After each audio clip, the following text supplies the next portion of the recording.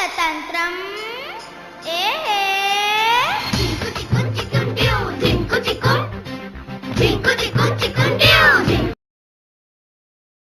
పంచతంత్రం మరియు నీతి కథల ఆధారంగా రూపొందించిన ఆవు, దూడ మరియు సింహం సత్యసంధత కథ. ఒకానొక అడవిలో ఒక సాధువైన ఆవు తన చిన్న దూడతో కలిసి జీవించేది. రోజూ ఆవు అడవిలోకి వెళ్లి పచ్చని గడ్డి మేసి, సాయంత్రానికి ఇంటికి వచ్చేది. ఒకరోజు ఆవు మేత కోసం వెళ్ళినప్పుడు ఒక క్రూరమైన సింహం దూడను చూసింది. ఆకలితో ఉన్న సింహం ఆ దూడను చంపి తినాలని దానిపైకి దూకింది.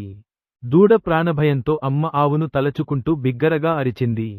అదే సమయంలో మేత మేస్తున్న ఆవు తన దూడ అరుపులు విని వెంటనే అక్కడికి పరుగెత్తుకుంటూ వచ్చింది. తన దూడను పట్టుకున్న సింహాన్ని చూసి ఆవు గుండె ఆగిపోయినంత పని అయింది. కన్నీరు కారుస్తూ ఆవు సింహం ముందు మోకరిల్లి ప్రాధేయపడింది. ఓ మృగరాజా, నా దూడ చాలా చిన్నది, ఇంకా పాలు కూడా సరిగా మరిగిపోలేదు, దీనిని చంపవద్దని వేడుకుంది.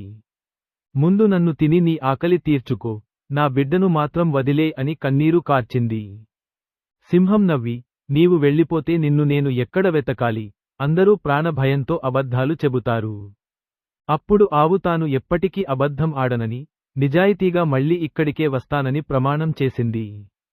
నా దూడకు చివరిసారిగా పాలు తాపించి, బాధ్యతలు తీర్చుకుని తిరిగి వస్తానని నమ్మబలికింది. ఆవు చెప్పిన మాటల్లోని నిజాయితీని, గొంతులోని ఆర్తిని సింహం గమనించింది. సింహం మనసులో కించిత్ మార్పు వచ్చి, సరే నిన్ను నమ్ముతున్నాను వెళ్ళిపోమంది. ఆవు సంతోషంగా ఇంటికి వెళ్లి తన దూడకు కడుపు నిండా పాలు తాపించింది. దూడకు అన్ని విషయాలు చెప్పి, ధైర్యంగా ఉండమని ఓదార్చి వీడ్కోలు తీసుకుంది. ఇచ్చిన మాట ప్రకారం ఆ ఆవు తిరిగి అదే అడవిలోని సింహం దగ్గరకు వచ్చింది. నేను వచ్చేశాను మృగరాజా, నీవు కోరుకున్నట్లు నన్ను ఆహారంగా తీసుకో అంది. ఆవు యొక్క సత్యసంధతను, నిజాయితీని చూసి ఆ సింహం నివ్వెరపోయింది. ఈ లోకంలో ప్రాణాల కంటే సత్యమే గొప్పదని ఆవు నిరూపించింది. ఆ సింహం హృదయం ఆవు నిజాయితీకి పూర్తిగా మారిపోయింది. ఇలాంటి గొప్ప సత్యసంధురాలైన ఆవును చంపడం మహాపాపమని సింహం భావించింది. నీ నిజాయితీకి మెచ్చాను, నీ దూడను కాపాడుకో, వెళ్ళిపో అని సింహం అభయమిచ్చింది.